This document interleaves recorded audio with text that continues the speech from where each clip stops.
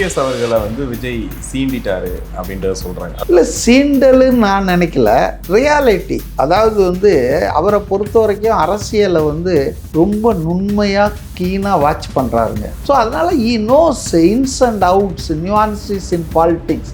என்னுடைய வருத்தம் என்னென்னா, மற்ற கட்சிகள்லாம் அவர் ஏதோ ஒரு ஜோக்கர் மாதிரியும், ஒரு ஆக்டர் மாதிரியும், ஒரு கிளாமர் பாய் மாதிரியும், கவர்ச்சி அரசியல், அட்டக்கத்தி அப்படி இப்படின்னு ரொம்ப லைட்டாக எடுத்துக்கிறாங்க. அவங்களுக்கெல்லாம் பெரிய பிக் ஷாக் இஸ் வெயிட்டிங். சொல்கிறது வந்து எடப்பாடி பழனிசாமி நான் தான் ரவுடி, நானும் ரவுடி, நானும் ரவுடின்னு சொல்லிட்டு திரிகிறாரே தவிர nobody recognise him as the leader of that alliance. மதுராந்தகத்தில் பிரதமர் கூட்டம் நடந்ததுங்க. இந்த கூட்டத்தை ஆர்கனைஸ் பண்ணது யாருங்க? பாஜக. ஏடிஎம்கே ஆட்கள் வந்து கெஸ்ட் ரோல் தான் ப்ளே பண்ணாங்க, ரைட்டுங்களா? அது அதிமுக தான் ஆர்கனைஸ் பண்ணியிருக்கணும். ஏன் பண்ணலை? அட்லீஸ்ட் அந்த கூட்டத்துக்கு தலைமை பொறுப்பு இதெல்லாம் அவங்க தானே பண்ணியிருக்கணும். Edappadi has now become a puppet. Vijay வாக்குறுதிகளை தான் அதிகமாக எதிர்பார்த்துட்டு இருக்கோம். இப்போ அவர் எப்படி வாக்குறுதிகளை ரெடி பண்ணணும்? அவர் வந்து இந்த மாதிரி தவறான வாக்குறுதிகளை தரமாட்டேன்னு சொல்கிறாரு. அதனால் அவரை பொறுத்த வரைக்கும் அவர் கமிட்டி போட்டார் அருண்ராஜ் தலைமையில். நான் நம்புகிறேன், சொல்கிறத தான் செய்வார், செய்கிறத தான் சொல்லுவார். விஜய் அவர் ஆனஸ்டாக தான் இருப்பார். அவருக்கு வந்து இந்த மக்களை ஏமாற்றி ஆசை காட்டி பண்ணணும்ன்றார். ஒரு ஊழல் நடக்குது அப்படின்னா அதை பார்த்துக்கிட்டு அவன் சும்மா இருப்பான்னு நினைக்கிறீங்க? விஜய் உறுதிமொழியை எல்லாரும் எதிர்பார்ப்பாங்க. அவர் எதிர்பார்ப்பாங்க. ஆனால் அவர் ரொம்ப தெளிவாக இருக்காரு. நான் வந்து இந்த மாதிரி ஆசை காட்டி மோசம் பண்ண மாட்டேன். எது செய்ய முடியுமோ, எது சாத்தியமோ அதை தான் நான் செய்ய போகிறேன். அதுக்கு அவர் சொல்கிற ஒரு பாயிண்ட் ஜஸ்டிஃபைடாக இருக்குது. மந்திரக்கோள் இல்லை அவர் கையில். ஆனால் ஊழலற்ற நேர்மையான ஆட்சியை என்ஷூர் பண்ணுவேன்றார் பாருங்க. அதில் 50% ப்ராப்ளம் சால்வ் ஆகிடும். அதை பண்ணிட்டாருன்னா கண்டிப்பாக பாதி ப்ராப்ளம் இந்த ஸ்டேட்ல தீர்ந்து போச்சு. தமிழக வெற்றி கழகத்தின் கொடி பட்டொளி வீசி பறக்கும். உலகெங்கும் வாழும் தமிழ் நெஞ்சங்களுக்கு கிறிஸ்டியின் அன்பு வணக்கம். நம்மோடு அரசியல் விமர்சகர் மதிவாணன் இணைஞ்சிருக்காரு. வணக்கம் சார். வணக்கம். இபிஎஸ் அவர்களை வந்து விஜய் சீண்டிட்டாரு அப்படின்றத சொல்றாங்க. அதாவது பாஜக தலைமையில் கூட்டணி அப்படிங்கிறது அது வேண்டும்னே ஒரு சீண்டலை கொடுக்கணுன்றதுக்காக விஜய் பேசியிருக்காரா? இல்லை, சீண்டலுன்னு நான் நினைக்கல, ரியாலிட்டி. அதாவது வந்து அவரை பொறுத்த வரைக்கும் அரசியலை வந்து ரொம்ப நுண்மையாக கீனாக வாட்ச் பண்ணுறாருங்க. அவர் என்கிட்ட பேசும்போது கூட சொன்னார், சார் நான் உங்கள் வீடியோஸை 2 வருஷமாக ஒன்று விடாமல் பார்த்துட்ருக்குறேன் சார். ரொம்ப நல்லா பேசுகிறீங்க, நல்லா இருக்குது, யூஸ்ஃபுல்லாக இருக்குது, என்னை சப்போர்ட் பண்ணுறீங்கன்னு. நான் இதை எதுக்கு சொல்கிறேன்னா, 2 வருஷமாக என் வீடியோவை பார்த்துருக்கிறாரு. புரியுதுங்களா? உங்கள் கூட போனால் சஜஷனில் நிறைய வீடியோ வருமே, எல்லா வீடியோ தான் அவர் பார்த்துட்ருக்காரு. அதான் அவர் எல்லாத்தையும் தான் பார்த்துட்ருக்காரு. ஸோ அதனால் he knows ins and outs, nuances in politics. என்ன இஷ்யூ, ஜனங்க என்ன நினைக்கிறாங்க, என்ன தாட் ப்ராசஸ்ஸு, ஈ நோஸ். அதனால் வந்து அவர் கூர்மையாக அரசியலை பார்க்குறாரு. அவரை வந்து என்னுடைய வருத்தம் என்னென்னா, மற்ற கட்சிகள்லாம் அவர் ஏதோ ஒரு ஜோக்கர் மாதிரியும், ஒரு ஆக்டர் மாதிரியும், ஒரு கிளாமர் பாய் மாதிரியும், கவர்ச்சி அரசியல், அட்டக்கத்தி அப்படி இப்படின்னு ரொம்ப லைட்டாக எடுத்துக்கிறாங்க. அவங்களுக்கெல்லாம் பெரிய பிக் ஷாக் இஸ் வெயிட்டிங். அவர் வந்து ரொம்ப அரசியலில் கூர்மையாக இருக்காருங்க. இப்போ அவர் என்ன பேசினார், தமிழ்நாட்டில் 3 அணி 4 அணின்றாங்க, அது இருக்கட்டும் பாஸ் அப்படின்னாரு. அதாவது அவர் ரெகக்னைஸ் பண்ணல நாம் தமிழரை ஒரு அணியாகவே அவர் அது எனக்கு புரிஞ்சிக்க முடியுது. அது இருக்கட்டும், அது 3 4 விடுங்க. நம்ம ஒரு அணி, மக்களோடு நம்ம கூட்டணி இருக்கு. 2வது திமுக அதன் கூட்டணி கட்சிகள், 3வது பாஜக அண்ட் அதர்ஸ் அப்படின்னு போட்டார. அது ரொம்ப strong message to ADMK cadres. என்னன்னா, ரியலாகவே எனக்கே அந்த திங்கிங் இருக்குங்க. சொல்கிறது வந்து எடப்பாடி பழனிசாமி நான் தான் ரவுடி, நானும் ரவுடி, நானும் ரவுடின்னு சொல்லிட்டு திரிகிறாரே தவிர nobody recognise him as the leader of that alliance. ஏன்னா இவரை வந்து சேர்க்கணுன்னா நம்ம டிடிவி தினகரனை பியூஷ் கோயல் தான் டெல்லியிலேருந்து அனுப்பிச்சி வைக்கிறாங்க. அமித்ஷா வர முடியாத சூழலில் பியூஷ் கோயல் தான் அனுப்புகிறாங்க. இங்கே எடப்பாடியை போய் சந்தித்து பேசுங்கன்னு சொல்ல. ஏசி சண்முகமாக இருக்கலாம், அப்புறம் வந்து ஜான் பாண்டியனாக இருக்கலாம். இப்போ கூட்டணி இவர் பேரில் இருக்குது. ரஜினிகாந்த் சொல்லுவார்ல, இவர் மாப்பிள்ளை தான் இவர் போட்டிருக்கிற சட்டை வந்து அப்படின்ற அந்த மாதிரி இது வந்து பாஜக கூட்டணியாகத்தாங்க இது மாறிட்டு இருக்கு. முழுமையாக மாறிடும் தேர்தலுக்கு முன்னால் நான் நினைக்கிறேன். அதுக்கு 2 3 விஷயம். Vijay is very correct. கீனாக அப்சர்வ் பண்ணி தான் பண்ணுறாரு. இப்போ மதுராந்தகத்தில் பிரதமர் கூட்டம் நடந்ததுங்க, அவர் பேசுகிறாரு. அந்த கூட்டத்தை ஆர்கனைஸ் பண்ணது யாருங்க? பாஜக. அதை தலைமை தாங்கி நடத்துனது எல்லாமே பிளான் பண்ணது பூரா பாஜக. இதில் வந்து ஏடிஎம்கே ஆட்கள் வந்து கஸ்ட் ரோல் தான் ப்ளே பண்ணாங்க, ரைட்டுங்களா? இப்போது இவங்க தலைமையில் கூட்டணி இருக்குதுன்னா, இவங்க தான் ரியலாக இந்த கூட்டணி இயக்குறாங்கன்னா, அதை அதிமுக தானே ஆர்கனைஸ் பண்ணியிருக்கணும். கண்டிப்பா. ஏன் பண்ணலை? அட்லீஸ்ட் அந்த கூட்டத்துக்கு தலைமை பொறுப்பு இதெல்லாம் அவங்க தானே பண்ணியிருக்கணும். ஜெயலலிதா எம்ஜிஆர் புகைப்படங்களே ரொம்ப கம்மியாக தான் இருந்துச்சாங்க. சரி, அடுத்தது மோடி பேசுகிறாரு, ஒரு வார்த்தை ஏடிஎம்கேன்ற வார்த்தையே வரல. அவர் என்ன சொல்கிறார்? டபுள் இன்ஜின் சர்க்கார் வரும், என்டிஏ பிஜேபி சர்க்காருன்றார். குறைஞ்சபட்சம் உங்கள் நேராக சொல்கிறாரு, நீங்கள் அதுக்கு வந்து ஒரு மறுப்பு சொல்லியிருக்கணும், அதை கேள்விக்கு உள்ளாக்கி இருக்கணும். ஒன்றுமே கிடையாது. ஸோ கம்ப்ளீட்லி சரண்டர் ஆகியிருக்காங்க. ஏன்னா ஏடிஎம்கேவை பொறுத்தவரையில் இந்த கூட்டணி பிஜேபியோட வச்சது காரணமே பாலிடிக்ஸ் இல்லைங்க, அவங்களுக்கு செக்யூரிட்டி அண்ட் சேஃப்டி தான். எடப்பாடியினுடைய குடும்பம், சொந்த குடும்பம், சம்பந்தி, பையன் கூட சொல்கிறாங்க, எஸ்பி வேலுமணி, தங்கமணி, இப்படி டிஎம்கேவுடைய மினிஸ்டர்ஸு, எக்ஸ் மினிஸ்டர்ஸு, எடப்பாடி குடும்பம், அவருக்கு நெருக்கமான கான்ட்ராக்டர்ஸ், இவங்க எல்லாரையுமே பிஜேபி கவர்மெண்ட் வந்து டென்டர் ஊக்கில் வச்சுருக்காங்க. ஸோ அந்த மிரட்டலுக்கு பணிஞ்சு தான் இவர் வந்து 5 கார் மாறி முகத்தை மறைச்சிக்கிட்டு, எதுக்கு ஒரு அலையன்ஸ் பேசுறது ஒன்றும் பெரிய பஞ்சமாக பாதகம் இல்லையா? எதுக்காக இவர் இப்படி மூடி மறைச்சிட்டு போறாரு? அப்போ திமுக இதை சொல்லும் போது கூட இவ்வளவு கோவம் வரல அதிமுகவுக்கு. விஜய் சொன்ன அடுத்த நாளே இவ்வளோ எதிர்ப்பலைகள் வருது அதிமுக. அல்ல, அது காரணம் என்னன்னாங்க, விஜய் வந்து டச்டு த ரா நர்வ்ஸ். ஆக்சுவலாக வந்துங்க விஜய் வந்து இதை வெறும் இதுக்காக சொல்லிங்க, சீன்றதுக்காக சொல்லிங்க. அவர் he wanted the votes of the MGR's real followers, Jayalalithaa's real followers. So எம்ஜிஆருக்காக அந்த கட்சியில் இருக்கிறவங்க, அதிமுகவில் இருக்கிற ஜெயலலிதா ஆதரவாளர்கள், அதாவது பாஜகவுக்கு போனதை விரும்பாதவர்கள் ஒரு பகுதி இருக்குங்க, ரொம்ப ஸ்ட்ராங் செக்ஷன். சில பேர் வெளியே போயிட்டாங்க, அன்வர் ராஜா மாதிரி பிடிக்காம, பட்டு மருது அழுகராஜ் இவங்கெல்லாம் கூட போயிட்டாங்க. பட் ஒரு செக்ஷனுக்கு வந்து உள்ளே இருக்குது, இன்க்ளூடிங் ஜெயக்குமார் என்ன பேசினார்? வாழ்க்கையில் இந்த பசங்களான போனதால் தான் நான் தோத்த ராயபுரத்தில், கிங்கு மாதிரி இருந்தார்ல.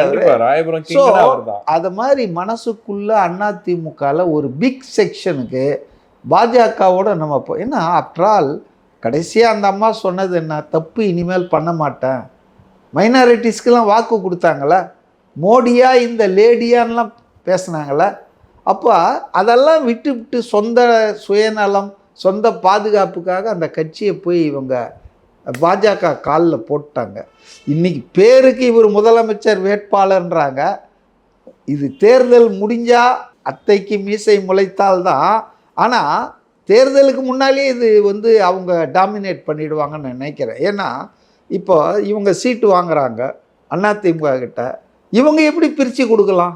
இப்போ இவர் தானே இங்கே டிஸ்ட்ரிபியூட் பண்ணோம், அந்த இடத்துல இவர் இருக்கிறாரா? இல்லை நீங்கள் வந்து இவங்க இது என்ன ஹோல்சேல் அண்ட் ரீட்டைல் மாதிரியா? இல்லை, நயினார் சொல்கிறாரு, நயினார் வந்து அவர் கட்டுப்பாட்டில் தான் இருக்குன்னு தான் சொல்கிறாரு. யார் கட்டுப்பாடு? எடப்பாடி கட்டுப்பாட்டில் தான் எல்லாமே இருக்கு அப்படின்னு இவர் சொல்லிட்டு இருக்கிறாரு. இவர் கட்டுப்பாட்டில் எதுவுமே இல்லைங்க. ஆக்சுவலி வந்து தே ஆர் டிக்டேட்டிங். நீங்கள் இவர் கூட்ட சேர்த்து இப்போ அண்ணாமலையே மாற்றி விட்டார் எடப்பாடி, அந்த அளவுக்கு அவருக்கு பவர்னாங்களே. ஏன் இப்போ அவரால் டிடிவியை வர விடாமல் பண்ண முடியல? டிடிவி என்னவெல்லாம் பேசினார், இல்லை டிடிவி என்னவெல்லாம் பேசினார். அப்போ இது வந்து அமித்ஷா தாங்க டிசைட் பண்ணுறாரு யார் இந்த கூட்டணியில் வரணும், யாருக்கு எவ்வளோ சீட் தரணுன்றதெல்லாம். Edappadi has now become a puppet. அவரை வந்து அப்படி சும்மா வச்சுக்கிட்டு இருக்காங்க. எப்படி உத்தவ் தாக்கரே வச்சிட்டு இருந்தாங்களோ அப்படி வச்சிட்டு இருக்காங்க. அவங்க வந்து நினச்சா எந்த நேரத்துலையும் முடிச்சிருவாங்க. நான் இன்னொரு விஷயம் சொல்கிறேன் கேளுங்க. இப்போ என்டிஏ கூட்டணி, அதிமுக, பாஜக அப்படின்லாம் சொல்லிகிட்டு இருக்காங்க. ஒருத்தர் எல்லாம் ஒரு மாதிரி அர்த்தம் சொல்கிறாங்க. ஒவ்வொரு முறை அமித்ஷா வந்து தேசிய ஜனநாயக கூட்டணி ஆட்சி அமைக்கும் போதும் இவர் ஒரு பரிமேலழகர் உரை எழுதுவார் எடப்பாடி. இல்லை அதிமுக தலைமையில் தனியாக ஆட்சி அமைக்கும், அதை அவர் சொல்கிறாரு அப்படின்னு இவர் சொல்லிட்டு இருப்பார். இப்போ தினகர் என்ன சொல்கிறாரு, நான் எம்எல்ஏக்கு நிற்க மாட்டேன், ஆனால் என் ஆதரவாளர்களை அமைச்சர்களாக்கி அழகு பார்ப்பேன்றாரு. சரி, டிடிவி ஒரு தனி கட்சி நடத்துகிறாரு, பிஜேபிக்கே இடம் கிடையாதுன்னு சொல்லிட்டுக்கிறாரு இவர். அப்போ டிடிவியுடைய ஆதரவாளர்கள் எம்எல்ஏ அமைச்சர்கள் ஆவார்கள்னா அது கூட்டணி மந்திரி சபை தானே. அப்போ ஏன் இதை இவர் மறுக்க முடியல? எடப்பாடி சொல்லலாம் இல்லை, அமித்ஷாக்கெல்லாம் ஒவ்வொன்றும் விளக்கம் கொடுத்துட்டு இருந்தார்ல. டிடிவி சொல்லுவது அது சரியில்லை, அதிமுக ஆட்கள் மட்டும்தான் அமைச்சர்கள் ஆக முடியும், ஏன் இது வரைக்கும் அதுக்கு அவர் பதில் சொல்ல? சரியான இடம் பார்த்தா விஜய் அவர்கள் அடிச்சிருக்காரு. ஆமாம்மா, அதாவது Vijay is aiming for a section of the ADMK's votes. Okay, பல்கா அவர் எதிர்பார்க்குறாருங்க. அது வாய்ப்பும் இருக்குங்க. ஏன்னா நீங்கள் பார்த்தீங்கன்னா எம்ஜிஆர் அவர் ரெஃபரன்ஸ்லாம் நீங்கள் பாருங்கள், எம்ஜிஆர் எதுக்காக அதிமுக ஆரம்பிச்சார்னு ஒரு சொன்னார் பார்த்தீங்களா பேட்டியை, வானொலி பேட்டி. அண்ணா இருந்த இடத்துல யார் யாரோ வந்துட்டானுங்க, நான் கருணாநிதி மட்டும்தான் வந்தார் இல்லையா? அப்போ மக்கள் கண்ணீர் வடித்தார்கள், அந்த கண்ணீரை துடைப்பதற்காகத்தான் அதிமுக உருவானது. அப்படியே இங்கே வராரு, 2 வருஷம் சொல்கிறாரு, டீகோட் பண்ணல. 21 சட்டமன்ற தேர்தல் நடந்தது 2016. Jayalalithaa God re-elected. 1 இயரில் அவங்க உடம்பு சரியாமல் மறைஞ்சிட்டாங்க. 17 கூவத்தூர் ட்ராமாவில் வந்தவர் இவர். அப்போ கரெக்டாக பாருங்க, அவர் ஒன்றும் விவரம் தெரியாமல் பேசலைங்க சார். இப்போ 2017 எடப்பாடி, 2021 ஸ்டாலின், இந்த 2 பேரும் யார் இருந்த இடத்துல இருக்கிறாங்கன்றாரு. ஜெயலலிதா இருந்த இடத்துல அல்லது கருணாநிதி எடுத்து விட்டார் 2 பேரும். அவர் கிளீனாக காமராஜர், எம்ஜிஆர், அண்ணா அவங்க இருந்த இடத்துல இவங்களான்றாரு. இந்த 2 பேரை விட்டாரு. இதெல்லாம் சொல்லுங்க. இப்போ ஜெயலலிதா அவர்களை ஓரிரு இடங்கள்ல வந்து மென்ஷன் பண்ணாரு. இப்போ தீய சக்தின்னு சொல்ற இடத்துல வந்து ஜெயலலிதாவை எடுத்துக்கிறாரு. ஆனா இப்போ நீங்க ஊழல் கட்சி, ஊழல் சக்தி அப்படின்னு சொல்லும் போது ஊழலால A1 குற்றவாளியா ஆக்கப்பட்டவங்க தான் ஜெயலலிதா அவர்கள். அவங்க பேரை சொல்றதுக்கு ஏன் விஜய் அவர்கள் கொஞ்சம் யோசிக்கிறார்? இல்லையே, ஒரு இடத்துல அவர் வந்து அது ஒரு கான்ட்ரவர்சி வந்தது. அதாவது ரோல் மாடல் கலைஞர், ஜெயலலிதா ரோல் மாடல்னு சொன்னார். நான் கூட ஒரு நேர்காணலில் ஒருத்தர் கேட்டாங்க, இது எப்படிங்க கலைஞர் ரோல் மாடல்ன்றாரு, ஜெயலலிதா ரோல் ஆனால் அவங்க ஆட்சிங்களெல்லாம் ஊழல் ஆட்சின்றாரு அப்படின்னு. அதாவது இண்டிவிஜுவல்ஸ் வேற, அவங்களுடைய கவர்மெண்ட்டுன்றது வேற.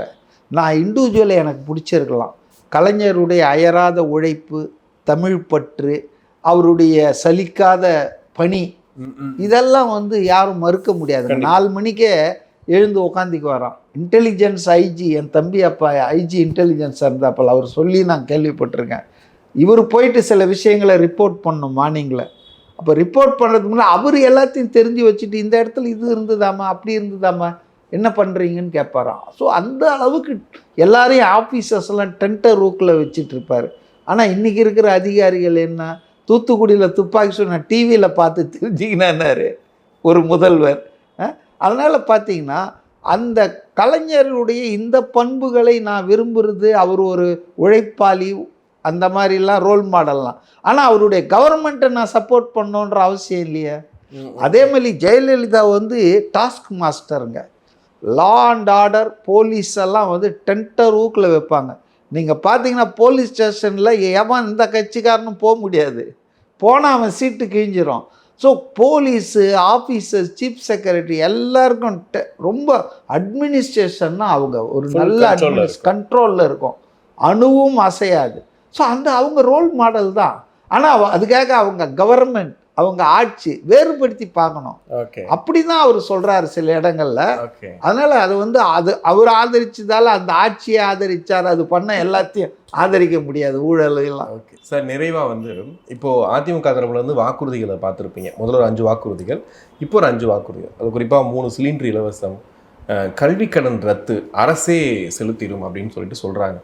நீங்கள் அடிக்கடி சொல்லியிருக்கீங்க இவ்வளோ கடன் இருக்கும்போது எப்படி இவங்க அதை பண்ண போகிறாங்க அப்படின்ட்டு. திமுகவும் கவர்ச்சிகரமான திட்டங்களை கொண்டு வராங்க. இதை விஜய் எப்படி சமாளிக்க போகிறாரு? ஏன்னா விஜய் வாக்குறுதிகளை தான் அதிகமாக எதிர்பார்த்துட்டு இருக்கோம். இப்போ அவர் எப்படி வாக்குறுதிகளை ரெடி பண்ண போகிறார்? இல்லை, வாக்குறுதிகளை பற்றி அவர் ரொம்ப தெளிவாக சொல்லிட்டாங்க. 2 விஷயத்தை நான் சொல்லலான்னு நினைக்கிறேன். சுங்குவா சத்திரத்தில் ஒரு மீட்டிங் போட்டப்போ காஞ்சி மாவட்டத்துக்காக இண்டோரில், அந்த காலேஜில் ஆடிட்டோரியத்தில் அவர் ரொம்ப தெளிவாக சொன்னார். அது அது ரொம்ப நாளாக பேசினாங்க, ரொம்ப பேர் தவறாக வியாக்கியானம் பண்ணாங்க. அதான் அவர் என்ன சொன்னார்னா, ஒவ்வொருத்தருக்கும் சொந்தமாக ஒரு வீடு இருக்கணும், ஒரு டூ ஒரு மோட்டார் சைக்கிள் இருக்கணும், ஒரு நிரந்தர வேலை இருக்கணும்னு சொன்னார். கொடுக்குறேன்னு சொல்ல, இருக்கணும்னு சொன்னார். அப்போ நான் புரிஞ்சுக்கினது அப்போவே நான் என்ன சொன்னேன்னா, he wants to enhance the economic status of the Tamil Nadu people as a whole. அதே போல் பர்ச்சேசிங் கெப்பாசிட்டியை மக்களை கொடுத்து, நீ பிச்சை போடுற மாதிரி போட்டு இப்படி கையேந்திட்டு இருக்கிறது பதிலாக அவன் சம்பாதிச்சு அவன் வருமானத்துலேருந்து பெருமையாக ப்ரௌடாக அவன் போய் ஒரு பொருளை வாங்குற மாதிரி பண்ணுவேன். இதுதான் அவருடைய நோக்கம், தாட் ப்ராசஸ். அதுதான் இதுக்கு அர்த்தம், இதுதான் நான் சொன்னேன். ஆனால் நல்ல வேலையை அவர் ரொம்ப தெளிவாக சொன்னார். இந்த குழப்பம்லாம் வந்த உடனே, நாங்கள் வந்து மக்களுக்கு நிறைவேற்ற முடியாத, அதாவது கொடுக்க முடியாத வாக்குறுதிகளை பொய்யா கொடுத்து ஏமாற்ற மாட்டோம். எது நடக்குமோ, எதை செய்ய இயலுமோ அதை தான் நாங்கள் சொல்லுவோம் அப்படின்னு தெளிவுபடுத்திட்டாரு. ஆனால் அதுக்கு அர்த்தம் என்னன்னா, இதெல்லாம் நிறுத்திடுவேன்னு சொல்லல அவர். இந்த 1000 கொடுக்கறத நிறுத்திடுவேன், ஃப்ரீ பஸ்ஸை, அது ஒரு குழப்பத்தை பண்ண பார்த்தாங்க. அவர் செய்ய மாட்டேன்னு சொன்னார். ஏற்கனவே சில திட்டங்கள் இருக்குதுன்னா அதை கண்டினியூ பண்ணி தானே ஆகணும். யூ கெனாட் அப்ரப்ட்லி கட் பண்ண முடியாது. மக்கள் அதை விரும்ப மாட்டாங்க. அது அவருக்கு தெரியாதா? அவர் வந்து இந்த மாதிரி தவறான வாக்குறுதிகளை தரமாட்டேன்னு சொல்கிறாரு. அதனால் அவரை பொறுத்த வரைக்கும் அவர் கமிட்டி போட்டார் அருண்ராஜ் தலைமையில். அது போய் கலெக்டிங் தி இன்ஃபர்மேஷன் அவங்க அறிவிக்க போகிறாங்க. நான் நம்புகிறேன், சொல்கிறத தான் செய்வார், செய்கிறத தான் சொல்லுவார். விஜய் அவர் ஆனஸ்டாக தான் இருப்பார். அவருக்கு வந்து இந்த மக்களை ஏமாற்றி ஆசை காட்டி பண்ணணுன்றார். ரைட். இப்போ நீங்கள் அதிமுக இப்போ அவங்க தவணை முறையில் சொல்லிகிட்டு இருக்காங்க. அவங்க ஒன்றும் இந்த மாதிரி உறுதிமொழி வெளியிடுறது அதெல்லாம் இல்லை போல் இருக்குது. முன்னால் வந்து ஆண்களுக்கும் ஃப்ரீ பஸ்ஸுன்னு சொன்னார். இப்போ 3 சிலிண்டரு, இந்த கல்வி கடன் ரத்து, அப்புறம் வந்து அதிமுக இன்றைக்கி கொடுத்துட்ருக்கிற உறுதிமொழிகள்லாம் எனக்கு என்னவோ அது நிறைவேற்றக்கூடிய உறுதிமொழியாக இல்லை, given the economic situation of Tamil Nadu. இப்போது நம்ம எல்லாருக்கும் தெரியும், தமிழ்நாடு தான் அதிகமாக கடன்பட்ட மாநிலம் நாட்டிலேயே. 9.5 லட்சம் கோடி நம்ம கடன் வாங்கி வச்சுருக்கிறோம். ஒரு பக்கம் வருஷத்துக்கு 60,000 கோடி வந்து நம்ம வட்டியாகவே கொடுத்துட்ருக்கோம். மாதத்துக்கு பார்த்திங்கன்னா 5,000 சில்லரை நம்ம வட்டி கட்டிகிட்ருக்கோம். ஒரு பக்கம் சென்ட்ரல் கவர்மெண்ட்டுக்கிட்ட ரொம்ப அன்ஹெல்ப்ஃபுல்லான ஆட்டிடியூட் இருக்குது. இப்போ உங்களுக்கு வருமானன்றது இப்போ அதாவது ப்ரூடெண்ட் எக்கனாமின்னிங்கன்னா குடும்பத்தில் தான் செலவை கம்மி பண்ணுவோம், வருவாயை அதிகரிப்போம், அப்போ கடனை குறைக்கிறதுக்கான ஏற்பாடை பண்ணுவோம். அதே மாதிரி தான் நாட்டுக்கு மாநிலமானாலும். அப்போ உங்களுக்கு வருமானம் அப்படின்னு சொன்னிங்கன்னா, ஒன்று உங்கள் வரி பகிர்வு வந்து மத்திய அரசு ஒழுங்காக பண்ணணும். அது ஒன்றும் பண்ணுற மாதிரி எனக்கு தெரியல, வாய்ப்பே இல்லை.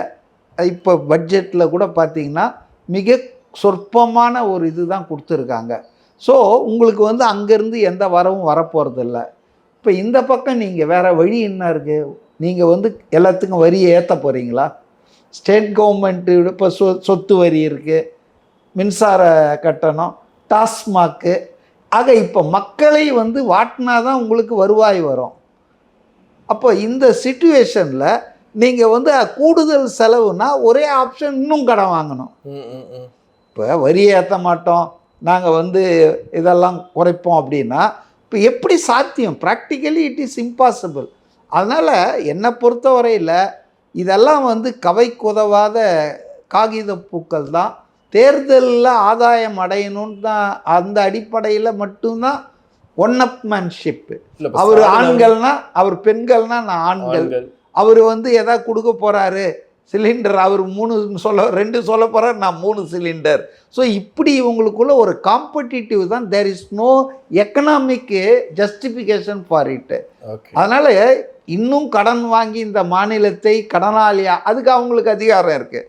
ஆட்சிக்கு வந்துட்டு கடன் வாங்கிறதுக்கு இன்னும் 23% கடன் வாங்கலான்னு ஒரு அந்த இது இருக்குது.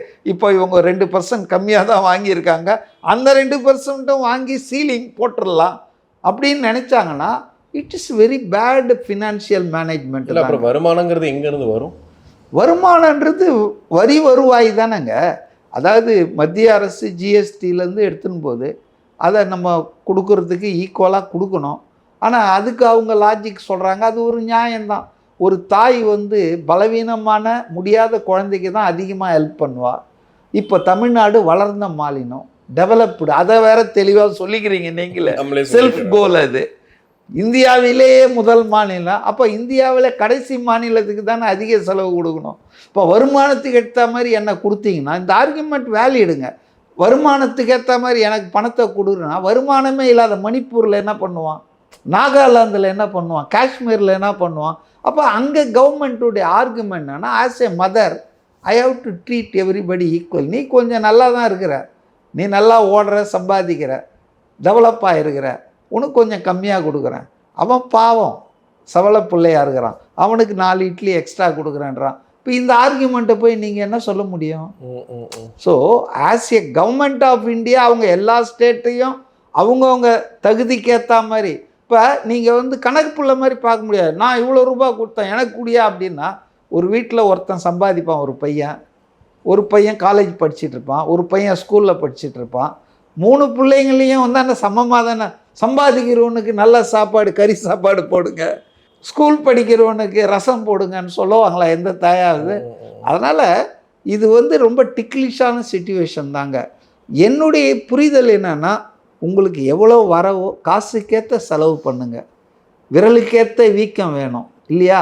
நீங்கள் வந்து தேவையில்லாமல் ஆட்சி அதிகாரத்தில் தொடரணும், பிடிக்கணுன்றதுக்காக நீங்கள் பொலிட்டிக்கல் கேமுக்காக தமிழ்நாட்டின் பொருளாதாரத்தை நீங்கள் வந்து பாழ்படுத்திட்டு இருக்கீங்க அப்படின்னு மக்கள் நம்புவாங்கல்ல சார்? இதெல்லாம் மக்களும் புத்திசாலிகள் தாங்க.